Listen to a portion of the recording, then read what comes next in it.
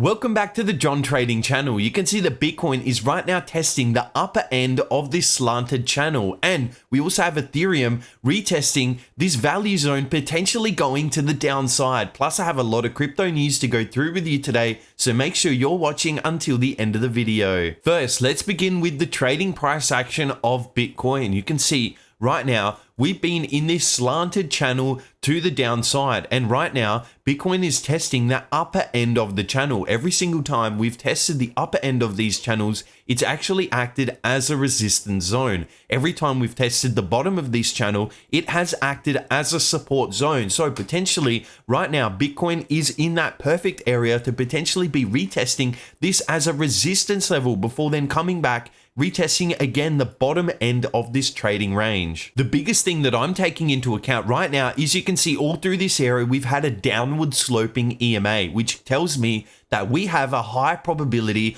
of having trades continuing to the downside. Plus, we're right now between the value zone, between the short-term and medium-term exponential moving average. This is then used as a value zone to then retest lower prices. So not only are we at the top end of this trading range, we're also at the top end of this value zone with a downward sloping EMA, potentially showing there's greater signal to the downside. But there is something positive working in the favor of Bitcoin. If you actually use this and actually connect this trendline trading strategy across, we connect it to this high and we connect it across, we've finally broken out at the top end of this trading range. Now, you can see that what happens when we do get a breakout, it then signals that shorts are no longer using this as a resistance level, and we're potentially looking for then upside movement once we come back, retest this zone here, and then continue again to the upside. We're also looking at the 4-hourly chart, and you can see here we do have a positive trending exponential moving average. And what is actually happening right now? We have the value zone between the short and medium term EMAs, and right now we're right in this value zone, not only retesting the value zone, also retesting the top of this trendline trading strategy, potentially looking for bigger pushes to the upside. And that would be also bullish for the daily chart. If we quickly move over to the daily chart, what we're really going to look for is a push above this high in this area across here, and also a high above this area here. If we're able to actually capture that price and then push higher, it finally would begin to actually be making higher highs and higher lows, where we do come back, retest this price, come down, come back into this area as we have the exponential moving average, before then looking to that $32,000 per Bitcoin that I've been waiting for. If we now come over and look at the Ethereum chart, it's actually looking even more bearish than Bitcoin. Reason being is we got a really strong move to the downside, and now we're really strongly also rejecting of this value zone of the two EMAs. We also don't have a positive trendline trading strategy that we're breaking above, whereas when we connect these highs on Bitcoin, Bitcoin is testing the top end of this channel, whereas Ethereum isn't quite testing that either. But you can see when we do collect this bottom side of this trading range, we definitely were in the bottom end of this downward sloping trading range, but we're not at this top end like Bitcoin was. Potentially Ethereum is leading Bitcoin and showing there is not as much bullish pressure as expected.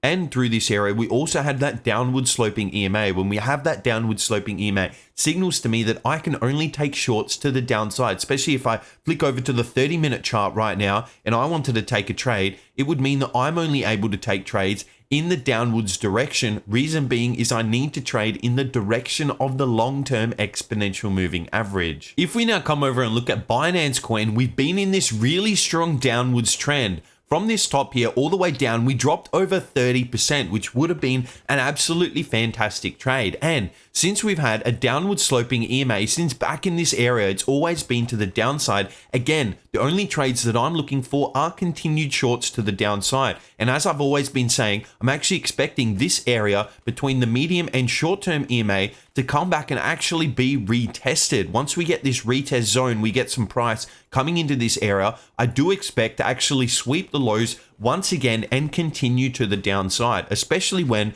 we're looking at this MACD histogram. When we see this massive MACD histogram and we compare it to the left, you can see that this was a massive drop, which shows there was a lot of momentum to the downside in this area. And what a lot of traders are actually waiting is for this average price to be retested. Once this average price is retested, they said, finally, we can get in at the average price and continue to the downside. Rather than shorting low, you want to be selling high and buying low. So the goal here would be selling high in this area and then buying back your position to exit out of your shorts in this low area. That's the personal strategy that I'm going to be using. If we now even come over to the weekly chart of XRP, I really want to show you this particular chart. So in this area, you can see that we have had a lot of resistance. Every time we come up to this area, we failed. Every time we come up to this area, we failed. And right now, we're right in this area, potentially looking for failures to the downside. Now, the reason that this level is so strong in the market is you can see in this area, there was a lot of support. Then we got a major breakout to the downside. What happens when support gets broken through? It then acts as a resistance level. All this area through here is going to act as resistance. And look at what's happened. We not only got a massive breakout below this support then acted and flipped to a resistance level, and we've been resisting multiple times. But when we're looking at the EMA, which is one of my main strategies, all through this area on the weekly chart, we have a positive sloping EMA, which signals to me that I only need to be looking for longs to the upside to trade in the direction of the trend. So every time we've come back into these value areas, it has been a good buy. Even in this area here, which is a value area, has been a good buy. So potentially what I'm expecting on XRP is either to have a massive breakout to the downside where we then continue back into this trading range area where people are buying low in this area and selling high in this area, or we do finally get that major breakout to the upside. We'll come back and retest this price for another time before we then make higher highs for XRP. So the next few weeks are going to be extremely exciting for XRP and the entire crypto market to signal to me when is the right opportunity to get long or get short. Now let's move over to some crypto news. Most people would expect parabola to come after the Bitcoin halving, as we've seen in the case in the past. But maybe we have already seen the precursor to parabola with 2 week periods, candle stagnation. If this is the case, are you prepared? Because something massive is brewing. So we can actually see in this area, initially 2012, it's actually a little bit cut off, but we had this massive sideways movement before we then got the parabola to the upside. Even in this 2016, we had a lot of sideways movement before we had that explosive bull run. Then again in 2020, we had this sideways movement before that massive explosion to the upside. And look at what's happening right now in 2023. We've had this continued stagnation where we've gone sideways, we've slightly pushed up, we've gone sideways again. And potentially what's happening is, like I was explaining before, this was a big resistance level. Once it gets broken to the upside, it then acts as a support level, continues higher. Exactly what's happening here. This initially was a massive resistance level. We broke above it. We're now coming back for the retest before we have that explosive bull run to the upside. And that's how I am positioned. Plus, what happens to Bitcoin if BlackRock's spot ETF is approved? Here's what's actually happened to gold.